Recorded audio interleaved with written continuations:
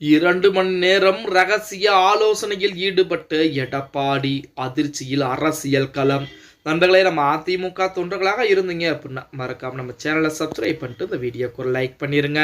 இந்திய அண்ணா திராவிட முன்னேற்ற கழகத்தை பொறுத்த வரைக்கும் அதன் பொதுச் செயலாளர் எடப்பாடி பழனிசாமிகள் நேற்றைய தினம் பார்த்தீங்கன்னா நேரடியாக டெல்லி பயணம் சென்று உள்துறை அமைச்சராக கூடிய அமித்ஷாவை சந்தித்துவிட்டு 2 மணி நேரம் ரகசிய பேச்சுவார்த்தையும் முடித்துவிட்டு வந்திருக்கிறார். இன்றைய தினம் அதிமுகவுடைய மாவட்ட செயலாளர் கூட்டம் மாலை 3 மணி வாக்கிலே ஏற்பாடு செய்யப்பட்டிருக்கிறது. சரி, இது எல்லாம் ஒருபுறம் இருந்தாலுமே நன்றாக கவனித்து பார்த்தீங்கன்னா தமிழகத்தை பொறுத்த வரைக்கும் திமுகவின் மீது திமுக செய்யக்கூடிய எந்த ஒரு தவறான காரியங்களாக இருந்தாலும் மக்கள் மத்தியிலே வெளிவரவே வராது. ஆனால் அதிமுக செய்யாமல் இருந்தாலும் அப்படியே செய்தாலும் சின்ன விஷயமாக இருந்தாலும் அதை மிகப்பெரிய விஷயமாக ஊதி கெடுப்பதற்கு பல மீடியாக்கள் இருந்து கொண்டுதான் இருக்கிறது அப்படின்னே கூட சொல்லலாம்.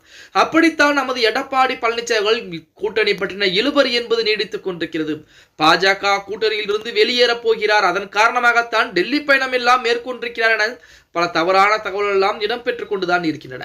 இப்படிப்பட்ட ஒரு சூழலில் நேற்றைய தினம் 2 மணி நேரம் நமது உள்துறை அமைச்சராக கூடிய அமித்ஷாவிடம் எடப்பாடி பழனிசாமி எதை பற்றி பேசி இருக்கிறார் அப்படிங்கிற பல தகவல் என்பது வெளியாகிக் கொண்டுதான் இருக்கிறது அப்படின்னே கூட சொல்லலாம். ஓபிஎஸ் திமுகவிலே இணைந்திருக்கிறார். நான் அதைத்தான் முன்னாடியே சொன்னேன், ஓபிஎஸ்ஐ நம்ப வேண்டாம் என்று.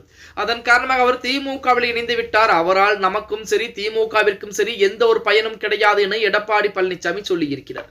அடுத்த கட்டமாக சசிகலாவை சேர்த்துக் கொள்ளலாமா என கேட்கப்பட்ட கேள்வி அமித்ஷா கேட்டிருக்கிறார். அதற்கு எடப்பாடி பழனிசாமி சசிகலாவையும் சேர்க்க முடியாது, யாரையும் சேர்க்க முடியாது, நமது தேசிய ஜனநாயக கூட்டணி என்பது மிக பலமாக இருந்து கொண்டு அந்த பலத்தை வைத்து கண்டிப்பாக 2026 சட்டமன்ற தேர்தலிலே மாபெரும் வெற்றி அடையக்கூடிய சூழல் என்பது இருக்கிறது அப்படின்னு சொல்லி இருக்கிறார். அடுத்ததாக நமது ஜி.கே. வாசனுக்கு ஒரு மாநிலங்களவை எம்பி தொகுதி கொடுக்க முடியுமா என அமித்ஷா கேட்டிருக்கிறாராம்.